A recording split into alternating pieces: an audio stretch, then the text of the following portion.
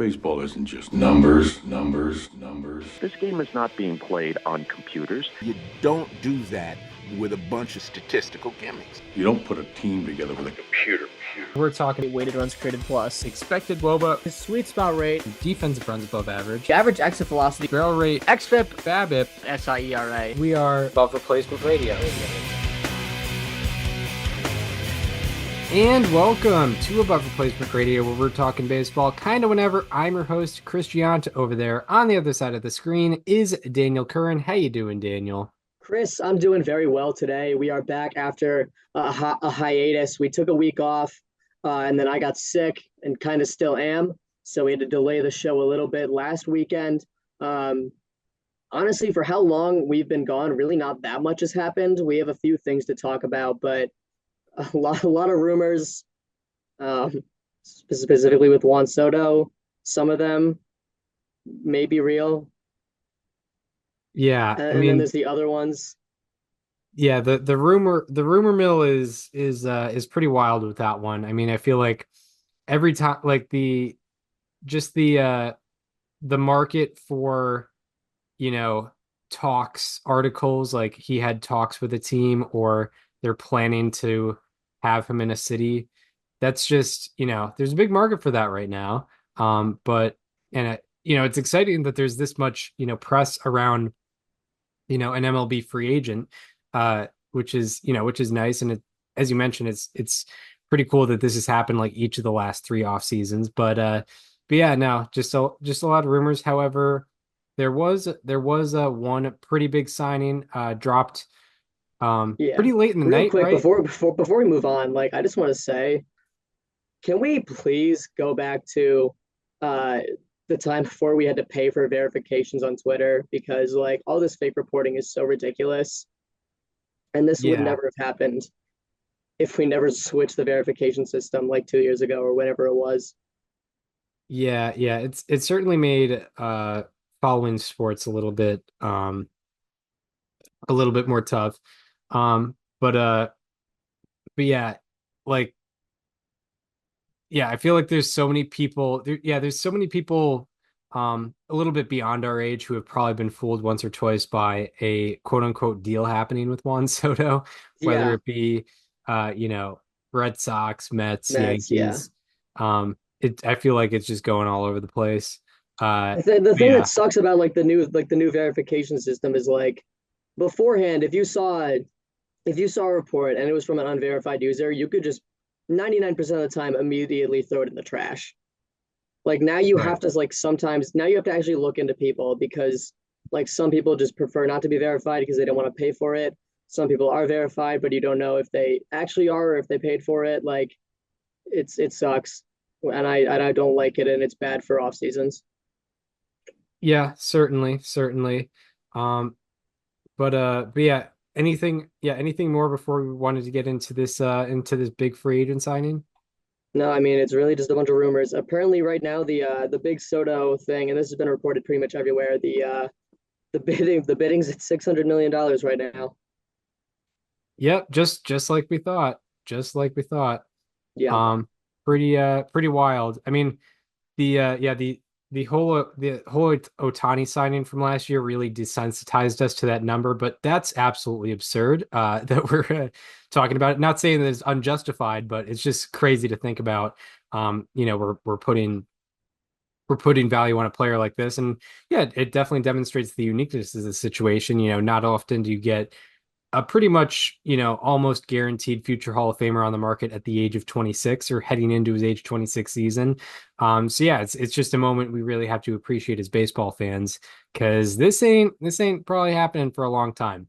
But yeah, I think not only that, but the fact that he declined 420 million or whatever it was from the Nationals. If you had told someone at that point, yeah, he's actually going to shatter that number in free agency, I don't think a lot of people would have believed you.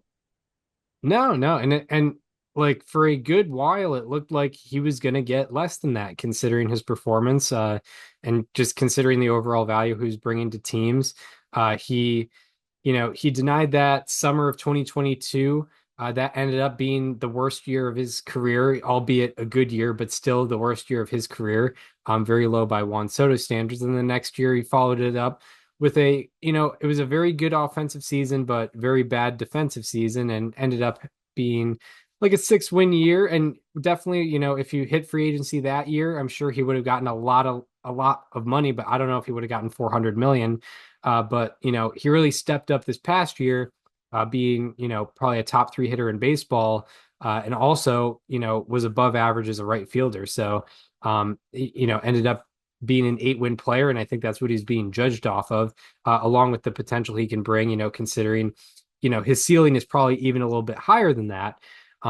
So yeah, I mean, yeah, it is pretty crazy considering the fact that um he did deny $420 million, and that seemed 420 or $440 million, and that seemed crazy. But yeah, look at another Yankee, even though he wasn't a Yankee at the time, another Yankee betting on himself. How about that? How about that? Another like sneaky takeaway that I've had from this Soto free agency kind of goes, you got to go back like 5 years for this take, but I remember when Mike Trout signed his extension with the Angels, it was like what 365 million or something like that. There were so many people at the time that were saying like, yeah, that's not Trout money. Like he or no, it was like 425 million, right? It was like 426 and a half, I think, was Yeah, the exact number. 426 and a half. And there were so many people out there being like, no, that's not Trout money. He would have gotten more than that. And I think the way that this Soto free agency has played out has kind of showed us like, yeah, if Mike Trout hit free agency, uh, the only caveat is that he did get injured in the year where he was supposed to hit free agency after 2021. But like, he definitely signed that extension, probably knowing he probably could have gotten more on the open market. Yeah, yeah, yeah. And I think Trout would have hit free agency after 2020. Granted, yeah, I You're think right. the You're so right. You're absolutely because yeah, 2019. he signed it in early Mhm. 2019, and I knew he had 2 years left to control. Yeah. Um, but granted, yeah, I mean, COVID market probably would have, at least watered it down a little bit.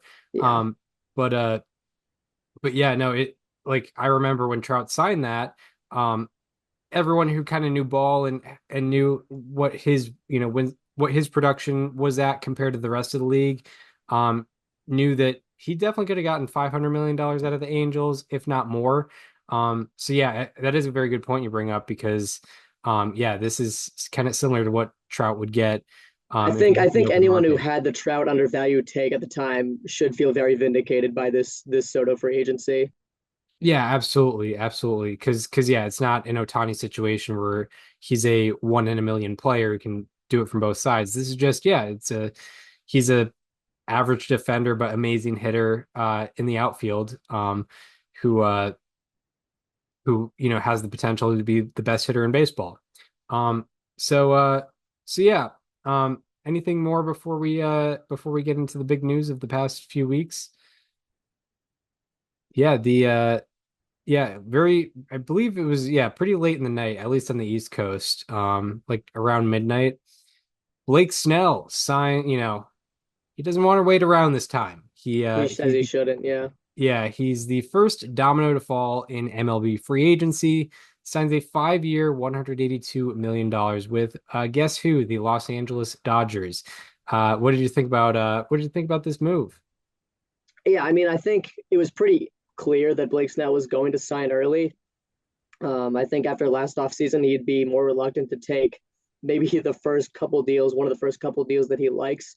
That's exactly what he did here. We have five years, 182 million from the Dodgers. I believe there's a 6-year option as well. That's included in that. Chris, you want to take the rest of it from here? Yeah, yeah, for sure. And for context on what Blake Snell has been doing over the last 2 years, among all the pitchers with 250 plus innings pitched, of which there are 79 of, Blake Snell is second in ERA and seventh in FIP. He's also very high in the strikeout numbers, might be first. He is second in strikeout rate among all pitchers with 250 plus innings pitched over the last 2 years. And yeah, really stood out this past year. He's had a very interesting career in general, like sometimes you forget this is a two-time Cy Young winner based on the ebbs and flows of his career. But yeah, I mean, it's all started in 2018 when he won that Cy Young.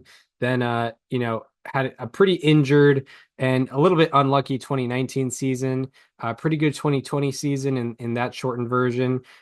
Did not perform very well in 2021 in his first season with the Padres. Then, in some abbreviated innings, did pretty well in 2022.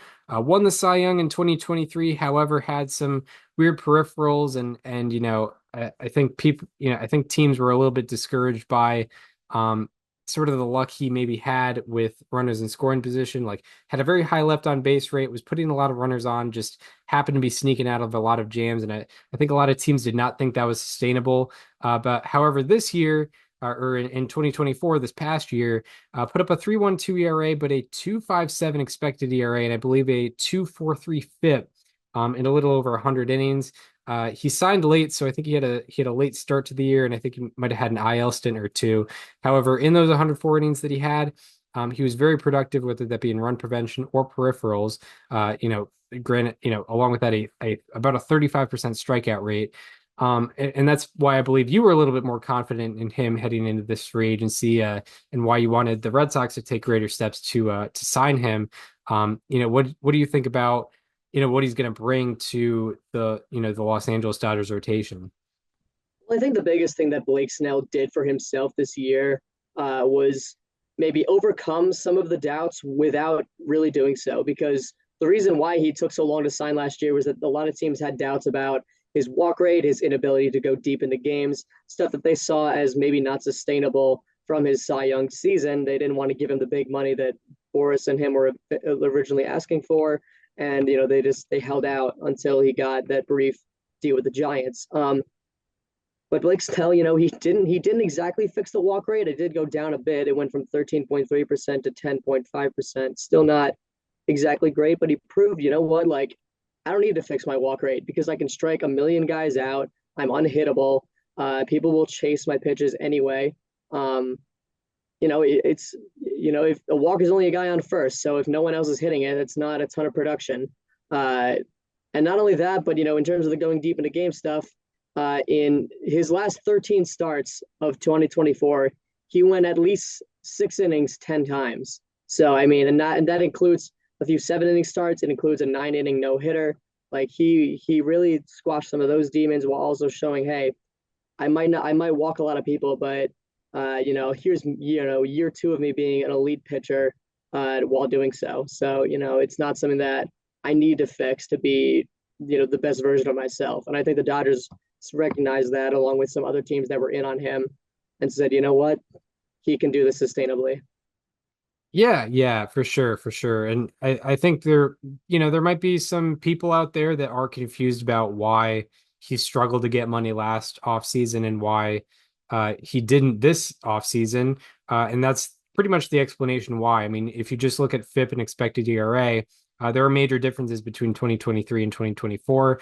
And I think that's what sold it's ultimately what sold the Dodgers, but I think he just sold the overall free agent market, and which was why he was able to get, I mean, geez, 36 million a year. I mean, that's what, granted, obviously less years, but that's what Garrett Cole was getting 5 years ago. So, yeah, pretty crazy to think about.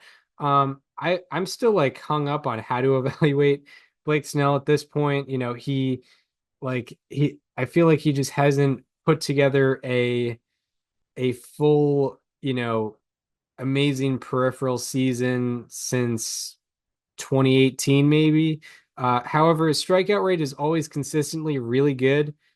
His walk rate kind of, goes up and down and always stays a little bit worse than average. However, he seems to make it work. He's usually overall a pretty good pitcher. And I think it works out for the Dodgers because they have, about 14 starting pitchers on their MLB roster. So, if they don't get a crazy amount of innings out of him, it doesn't seem to be the biggest deal in the world. They could, roll out a 6-man rotation, if they want to, and, maybe save some, help out the health of some of their arms in the in the long run, but they have a lot of starting pitchers. They don't really need Snell to be going out there and getting 7 innings every time. Going back to your point about him not having that full peripheral season since 2018, even in his Cy Young year last year, he had a 5.40 ERA in mid-May. Yeah, On May 19th, after his start against the Red Sox, he had a 5.4 ERA with a 5.52 FIP. Like he was, I mean, his Cy Young odds on May 19th last year, I would imagine were basically out of the water, and he brought himself back completely. And it helped that there was maybe a weaker National League that year, with a few exceptions. But yeah, I mean, it was quite a ridiculous second half.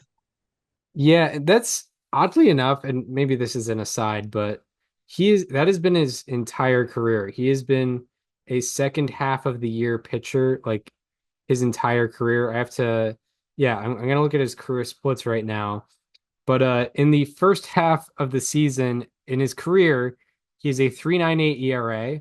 In the second half of the season in his career, he has a 2.32 ERA. He's like, you know, career-wise, Cy Young worthy in the second half of the season. I'd have to go to Fangraphs. And Everything we've ever known about pitchers is that like their bodies break down over the course of the season, and they're eventually just running on fumes, trying to just get out there and do what they can by August, September. Blake Snell is the complete opposite. yeah, yeah, it's extremely odd. It's a weird trend, weird consistent trend that shouldn't be consistent, that I really appreciate and I love keeping track of. But yeah, it's been pretty much every year. Like I feel like he finished out last year strong, certainly finished out both of Cy Young seasons very strong. And in 2022, he was one of the best pitchers in baseball in the second half. So yeah, it's kind of a weird thing. So if he's out there, struggling, if he has like a 4.8 ERA in June, I wouldn't get too worried. Yeah, no, a 4.2 ERA in June. That's setting himself up for a sub 2 by the end of the season. Yeah, yeah, no doubt, no doubt. Um, So the Dodgers, Snell, Yamamoto, Glasnow, Otani in some order, for the next 4 years for each of them, at least. yeah, that's pretty That's wild to think pretty about. cool. And yeah, I think some someone put out a tweet, or maybe it was a comment you or someone else made, but like it's odd when like we're looking at it now and somehow the Dodgers are going to use like two openers in the postseason or something like that. It's gonna be so weird. It's funny, they added one pitcher, and we're talking about like, is this the greatest rotation of all time? As if they didn't literally do a bullpen game in a World Series potential clincher like 2 months ago, month and a Yeah, half ago. They yeah. did I a mean bullpen the game in an elimination game against the Padres. right. Yeah, no. Like hell, like if this rotation is healthy, it's crazy. However, that's We were talking about putting in Landon Knack on the mound to start Game 4. yeah, right. And also their game three option was not great either Not until in he the regular was. season. Yeah, not in the regular season. Yeah, not in the regular They had to season. option a guy that was like once their top one of their top pitching prospects. Right, right. Yeah, Bobby Miller. Yeah, because he Uh, just would not stop giving up home runs. but now they have Snell. They got Glasnow back. They got Otani back as a starter, or as a starting pitcher. Gonsolin back, Dustin May back. So It would be very funny hopefully, if Tony Gonsolin just like has a Cy Young caliber season. Everyone just kind of forgets like he was good that one time 3 years ago before he yeah, just kept he had getting that injured. he had that really good record at one point and That's right. very good Yeah. ERA. But yeah, no, and yeah, so I mean, yeah, 182 million dollars is pretty wild. Like, I mean, what do you think this means for the rest of, the starting pitcher market? Oh, I mean, Max Fried and Corbin Burns, who are probably going to get lengthier deals, are probably thrilled with the total value that's on the table for them for sure. I think, they might get, I think both of them probably get lower AAVs, but Burns, we're probably looking at 7 years, Fried, 6, 7 years. Right, right. Yeah, exactly. And also I think those two are particularly seen as more like reliable long-term options. Maybe not the highest ceiling, maybe not a higher ceiling than Blake Snell, but kind of the more like, okay, rely on him to get some innings and get some good quality innings. Um, who do you think who do you think team wise is most on the hot seat now to do something big, even whether with a starting pitcher or not? Um, who do you think is on the hot seat the most as a team? Um, Maybe, I mean, like, there's definitely a couple options. Immediately, the Red Sox come to mind, obviously. Like, this is kind of a make or break offseason. Like, show us that you're for real this time. Blake Snell would have been a really good option. I remain of that take. Um, I don't know if they're going to be willing to spend the total dollars on guys like Burns or Freed. I don't know how much they actually value what they bring to the table. Um, Especially like with Freed in particular, like putting him with that infield would not be very fair for him. Yeah, yeah, Um, that would be tough. Yeah, with Devers and Casas on the corners, I love them as hitters, but not the greatest to have behind a ground ball pitcher. Um, I think the Giants come to mind as well. yeah. I don't really know what they're doing because they seem to be interested in a lot of guys. They also said that they're deducing payroll, um, but they did just lose, their ace to a division rival. Yeah, right. I mean, the Giants are sort of turning into the National League Red Sox in that Yes, they were at one point a very big market team, and were in the sweepstakes on pretty much every free agent. And it seems like those days are more and more behind us at this point. I mean, um, over the last 3 years, in two of those off seasons, they had one of the more coveted starting pitchers on the free agent market, and ended up losing them. And actually, no, three of the past 4 years, with Kevin Gausman included in that, and then Carlos Rodon. Granted, when they lost Kevin Gausman, they did get Robbie Ray in that offseason. Or no, wait, no, no, they got they they got got Robbie Ray Rodon. last off season. They got Ray last off. They got Rodon that off season, Yep. but then they ended up losing him the next year. So they've consistently been losing starting pitchers to free agency and to bigger market teams, possibly getting outbid for those pitchers. So if I'm a It's so Giants weird fan, I'm because really like frustrated at that. it's so weird because so many pitchers just like thrive with the Giants. Like they seem to, really know what they're doing in terms of pitching development, even with established guys. Like they got to be just getting outbid or not being competitive. Because I would imagine if the offer's on the table, the pitchers that have been with the Giants and know what it's like to thrive there would probably be inclined to stay. Yeah, yeah, yeah, it might be an outbid situation, as you bring up there, because maybe the Giants aren't as aggressive because they believe that they can transform lower paid pitchers into really reliable starters. They did that. They've already kind of done that with Jordan Hicks. Signing him for only $11 million a year, and he had at least a really good start to last year. I forget how and it ended up. I think he got injured at some point, but they've had certain pitchers have success with them on shorter term and um, lower dollar value deals. So maybe they're just relying on that and trying to give the big bucks to some of the offensive players, like they did with Matt Chapman, and they were bidding for Aaron Judge as well. So yeah, maybe it's just sort of a team philosophy with the Giants.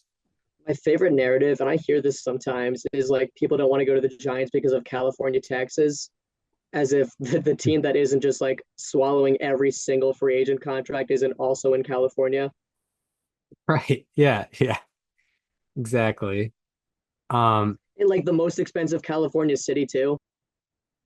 yeah, yeah, around there. I think LA and San Fran are pretty close. But yeah, all those big market teams I think have pretty high state income taxes, like yeah, New York does, I'm sure, and Boston does. Not that any free agents are going there these days, um but yeah, like it doesn't seem, I don't think it is a very ironic thing, as you mentioned.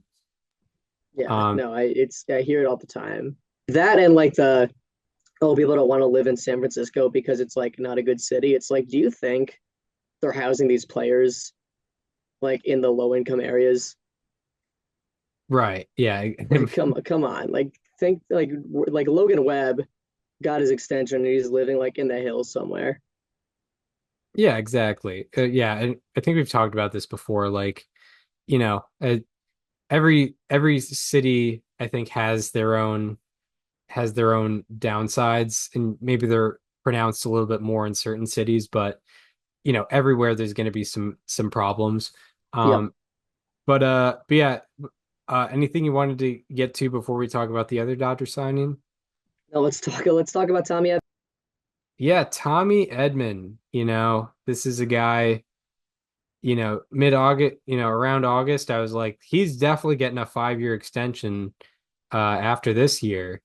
This is definitely a thing that's going to happen. Um, Tommy Edman, he got a 5-year, $74 million extension. He had 1 year left to control. So I guess that this deal eliminates that. So the Dodgers are getting 4 extra years out of him. I guess they really, really appreciated his production in the postseason. That resulted in him getting NLCS MVP, if I'm not mistaken.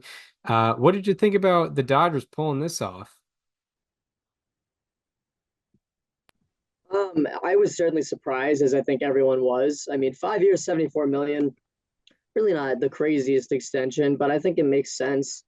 Tommy Edmonds, a more of a utility player. He's a guy that you can kind of plug anywhere. He, is usually around a league average as a hitter. He literally has a 100 career OPS plus every season except for one throughout his career. He's had an OPS plus between 90 and 110. So, he's literally right around that average mark. But defensively and base running is really where he makes it count.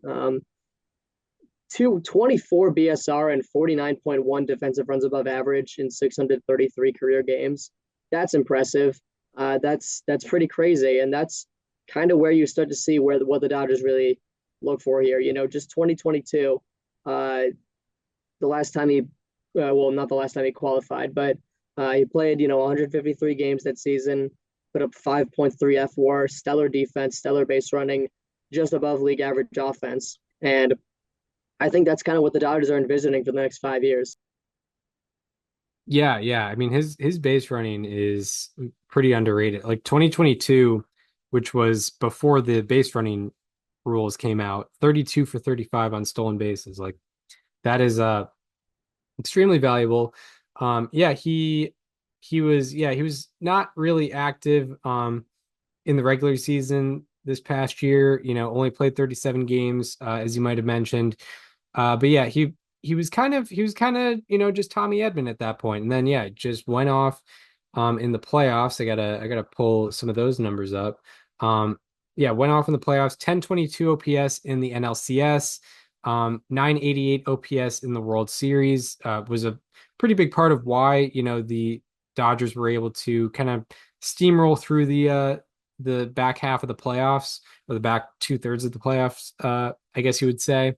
So yeah, and I will, I guess to make a comparison, or maybe make a point here, I think that this is serving as sort of a replacement for what Chris Taylor was.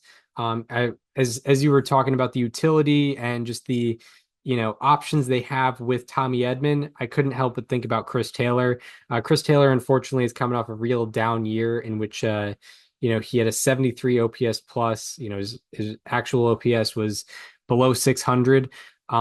So, and looking at his contract, he was also making $15 million a year. He had a 4-year, $60 million deal. He still has 1 year left on it and a team option, which I imagine won't get picked up. But in terms of what the Dodgers value and what they're valuing Edman at, I think it's very similar to what they valued Chris Taylor at. And they're trying to get the production that Chris Taylor was getting at before he had this down year. So ultimately, I think they just like the flexibility that Tommy Edman's going to be bringing to the team. Yeah, that's a great point, Chris. Yeah, I mean, Chris Taylor's kind of been a staple on those teams for a while now, and I think now that his time is up, they really want to ensure that kind of role on the team for years to come, and I think that's kind of what they see in Edman. Yeah, yeah, and I mean, like looking at Edman, he can play a lot of positions and play a lot of positions well. I mean, yeah, anytime you if you look at his fielding on Savant, it's red every time. His run value is red pretty much everywhere on the diamond.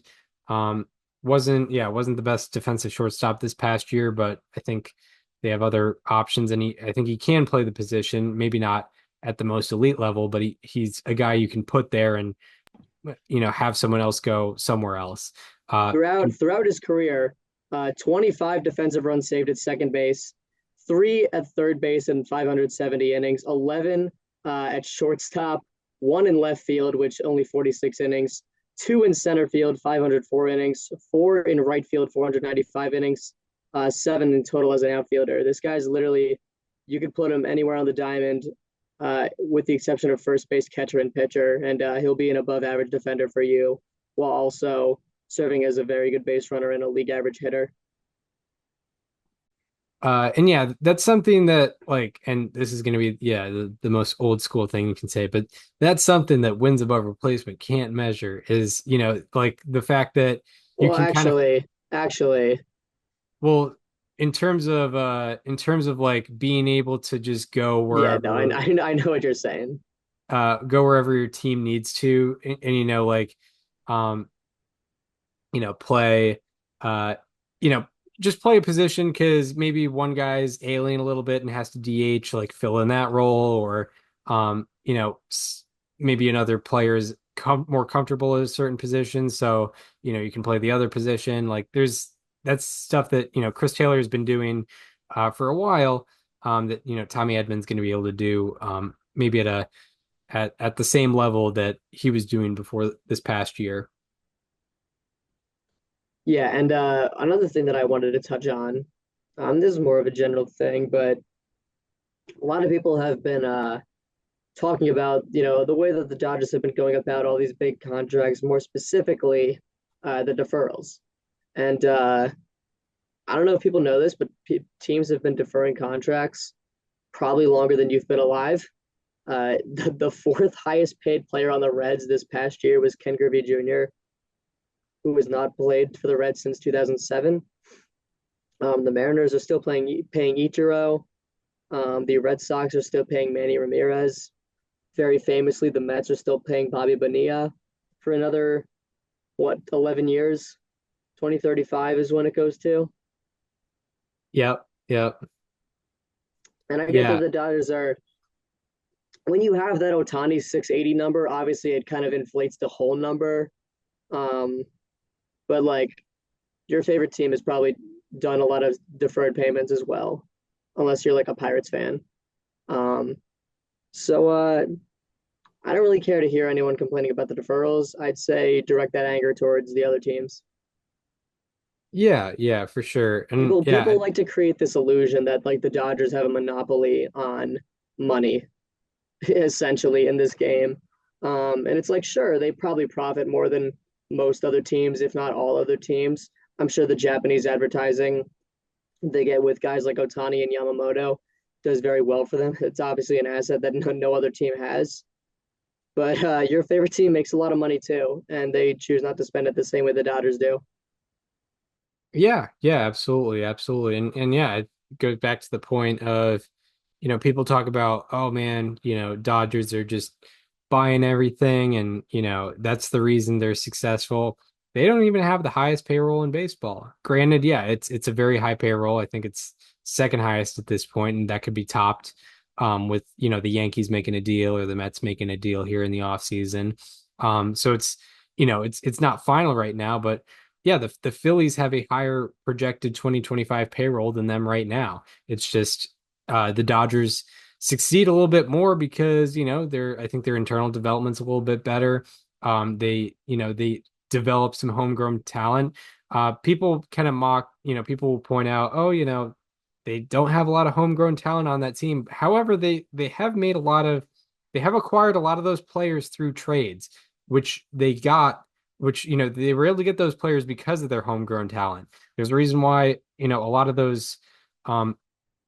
teams that want to trade their players end up trading them to the Dodgers, is because they have the Dodgers end up having a lot to offer, from their farm system. Granted, yes, some of that has to do with the fact that they do have the money to extend those players when they trade for them.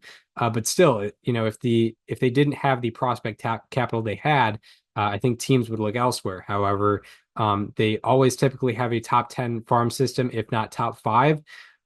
So, that's part of the reason why they're able to always be good and not just be good because of, the good, be good because of the stars that they have. They also have some guys that they, internally develop as well. Chris, real quick, who do you think has the worst contract on the Dodgers? Worst contract on the Dodgers. That's a brilliant question. It might be Chris Taylor at like $15 That's million a probably the year. correct answer. My point being, the Dodgers are also incredibly smart with who they decide to spend on. Yeah, Um, like profoundly smart, really. Yeah, you look at the contract. Shohei goes without saying. Blake Snell, Tyler Glasnow. That contract looks pretty good right now. I know that he did get hurt last year, but 5 years, 136 million. Like that seems like a complete steal for yeah, Tyler Glasnow nowadays.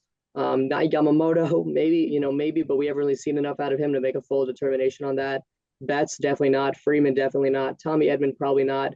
Will Smith, maybe Will Smith, but even yeah, still, that's an AAV of what, of 12 million over that contract. It's not a huge deal.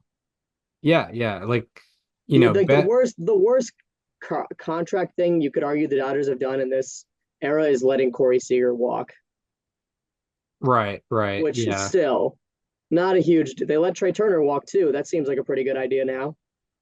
Yeah, that's a good point. Yeah, Betts and Freeman are making around, 30 million a year, and they're still, kind of underpaid. Like they are Freeman or 100% is underpaid.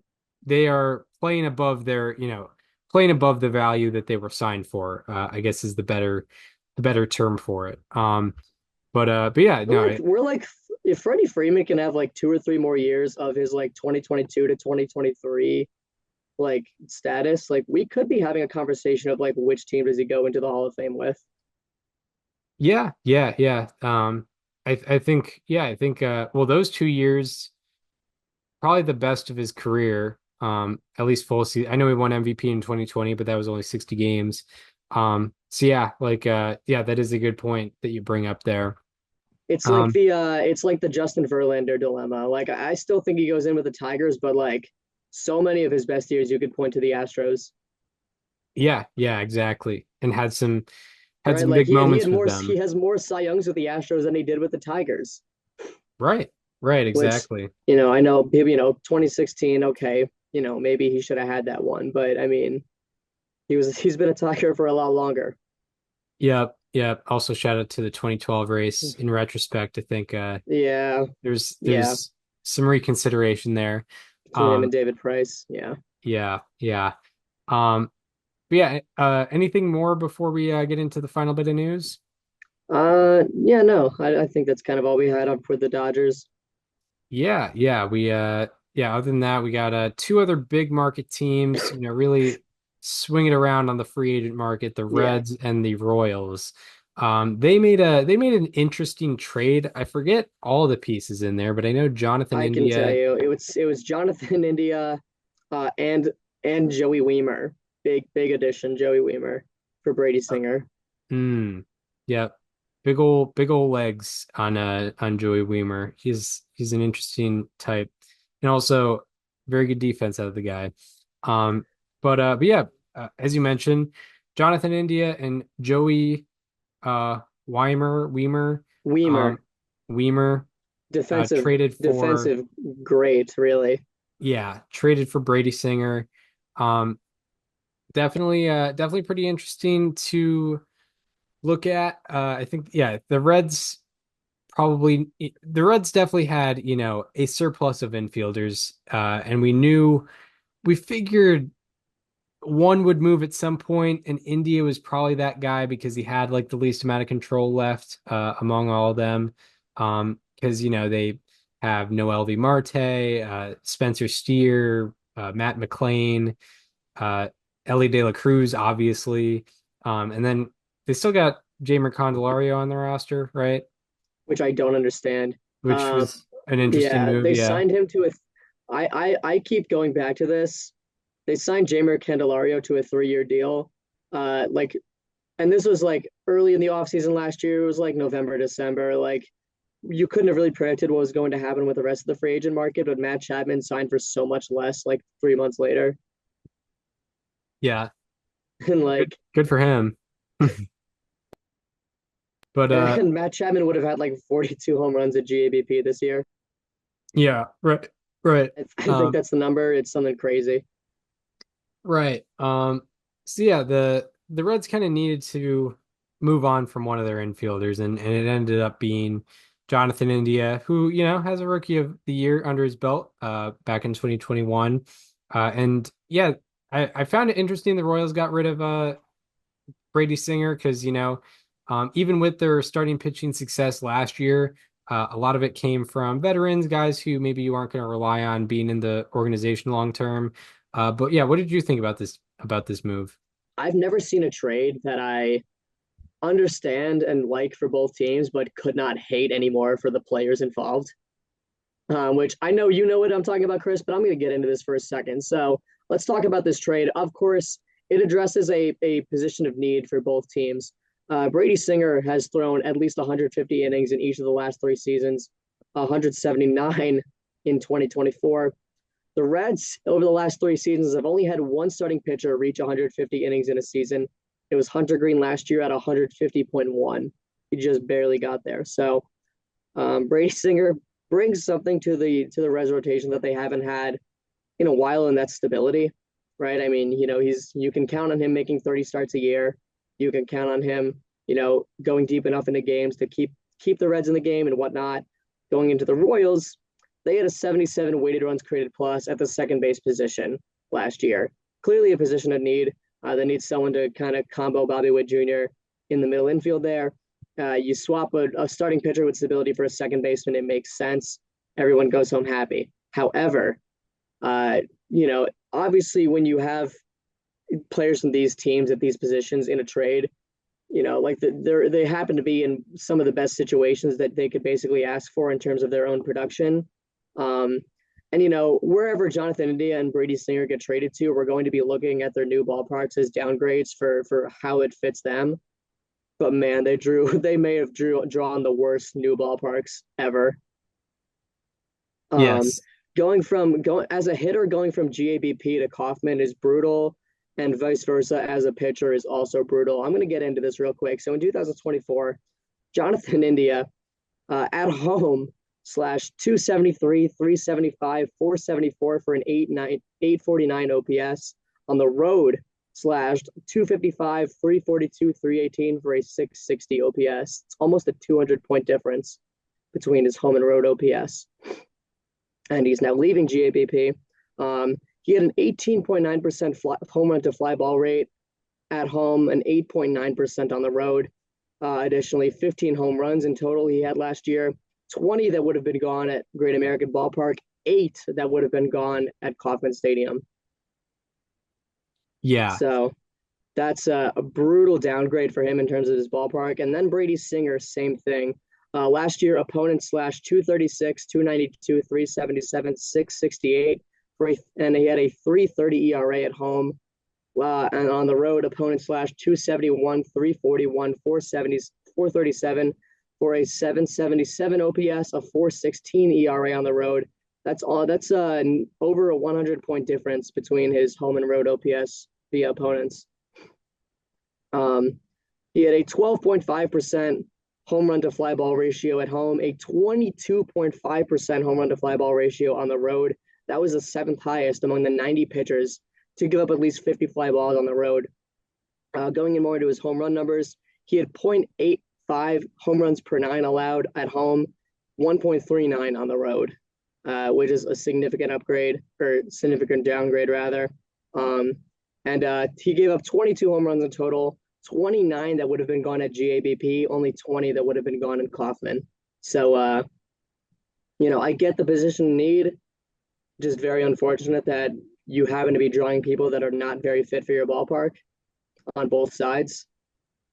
Right, right. And yeah, for you know, with the home runs and expected home runs numbers, yeah. I mean, I like to be fair, if there's any Reds and Royals fans listening, not to, don't panic too much because obviously not all 162 games are going to Yeah, be played at Kauffman and Great American Ballpark. However, regarding at least on India's side, um, four of the five AL Central ballparks um, have Statcast home run park factors that are below average in terms of less home runs not than great. average, and then or at least less than below 15th in the rankings, and yeah, below 100 as well.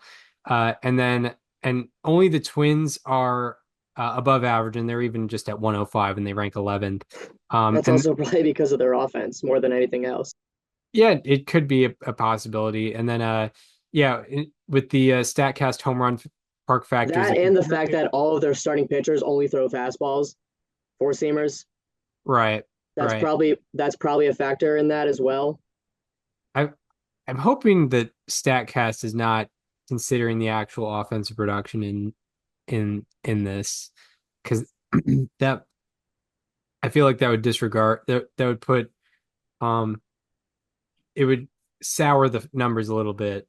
But in terms of Reds versus Royals, Great American Ballpark has the highest home run park factor in baseball, and the Royals have the fourth lowest home run park factor in baseball. So that is that's the breakdown of the numbers at of the different environments that these players are going to be facing. Yeah. No, it's tough because when you're the Reds, any pitcher you acquire, you're gonna have to go through this dialysis. Same with the Royals and hitters. They just happen to be coming from the most beneficial ballparks for them and going to the worst ones. Yeah, I'm waiting on the day that like the Reds go on a just like have a great physical philosophical change and just get some ground ball gods in their rotation and just exclusively look for ground ball guys. Like doesn't matter your strikeout rate, doesn't matter anything, just get the ball The on the the Reds are ground. about to drop 250 million for Framber Valdez next year. Yeah, Just bankrupt the entire franchise. exactly. Just avoid fly balls at all cost at all Houston comes in costs. with the top offer at like 180 mil. The Reds are like, we need this guy. Yeah, luckily for them, Brady Singer's kept his fly ball rate below average every Yeah. single year of his career, but it's still, it's not a park he's going to be thrilled to be pitching in, I would guess. Um, but yeah, I mean, any more takeaways from this trade?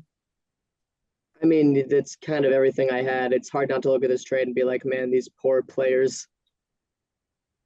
Especially Yeah, because no, like both of them like have like 2 years left of control. Like their road to yeah, free agency and a good contract just got a little bit harder yeah. I think Singer might be coming up close because I'm pretty sure he started his rookie year in in 2020, right? 2020. And he was on the team opening day because I remember we were talking about him. Um, Let me Man, see. time really do be flying. That I Um, remember when he was like a top draft prospect. 2020, he has 2 years of control. he has 2 years of control. Yeah, Um, which I think India does as well. yeah, he does as well, most likely Yes, he too. does. So yeah, Yeah, so it both of it, them have 2 years. it should be interesting. Yeah, free agency will be interesting. I wonder if the teams will look at, some of the underlying stuff regarding what they might bring to the table, try to steal one off the market. Um, Yeah. but yeah, anything more before we wrap up here? No, I think that's everything from us this week. I will be in Dallas, Texas next week for the winter Yes. meetings. Very excited to see what goes down there. I'll report back with what I see, who I hear from. Should be a very good time.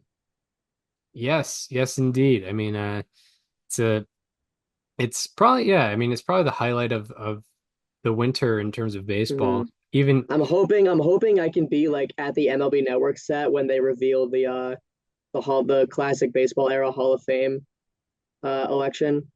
yeah, that would be big. That would That be would be pretty huge. big. Dick Allen this year. We need it. We need to see that happen. It's long overdue. Long Yeah. overdue. I mean, just look at that OPS plus. I mean, I don't it's know if I'm going to get there because they're announcing it 7:30 local time and my flight comes in at I think 4:30 actually. Right.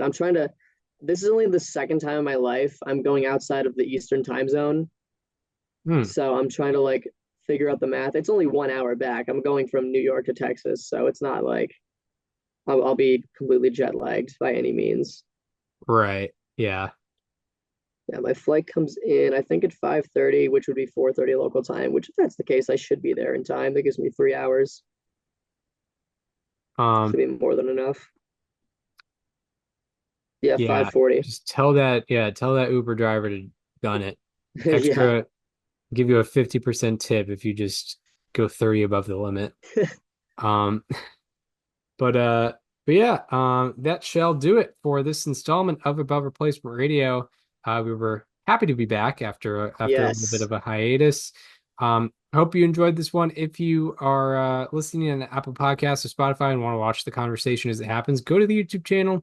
It is If you called want to Above Replacement see Radio. if you want to see my cat in the background of like 95% of this podcast, go to the YouTube channel for sure. Yeah, if you're a fan of cat and just of or if you're a fan of cats and enjoy watching them just kind of chill out. I certainly had a fun time watching. It's I think it's worth the view. So yeah, go check out Above Replacement Radio YouTube. We also have some playlists on there, including the guest interviews playlist, in which we've most recently had Seattle Mariners reliever Matt Brash on.